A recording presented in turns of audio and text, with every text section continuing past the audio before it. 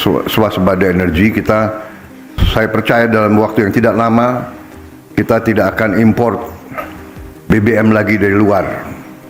Prabowo yakin dalam 5 tahun tak impor BBM lagi. Presiden Prabowo Subianto mengatakan, ia optimistis dalam 5 tahun mendatang Indonesia tidak lagi mengimpor bahan bakar minyak, BBM. Keyakinan itu menurutnya berdasarkan swasembada energi yang sudah ia targetkan untuk 5 tahun pemerintahannya. Teriak-teriak, kita tidak usah teriak-teriak, tapi kita mewujudkan, kita mengarahkan. Saudara-saudara, memang kita harus swasembada energi dan sasaran kita akan 100% swasembada energi kita. Saya percaya dalam waktu yang tidak lama kita tidak akan impor BBM lagi dari luar. Ujar Prabowo saat meresmikan 37 proyek ketenaga listrikan di Kompleks PLTA Jati Gede, Kabupaten Sumedang, Jawa Barat, Senin, 20 Januari 2025.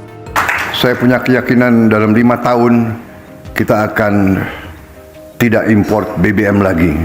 Tegasnya, Prabowo menjelaskan, ketahanan energi sangat penting jika sebuah negara ingin bertransformasi menjadi negara industri modern.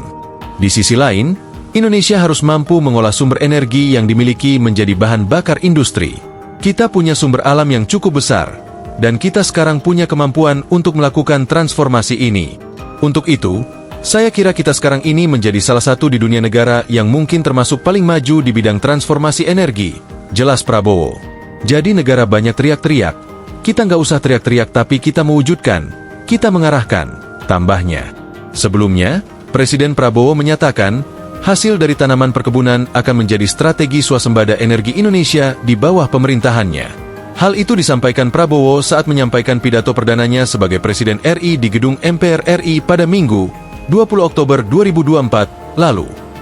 Download Tribun X sekarang, menghadirkan lokal menjadi Indonesia.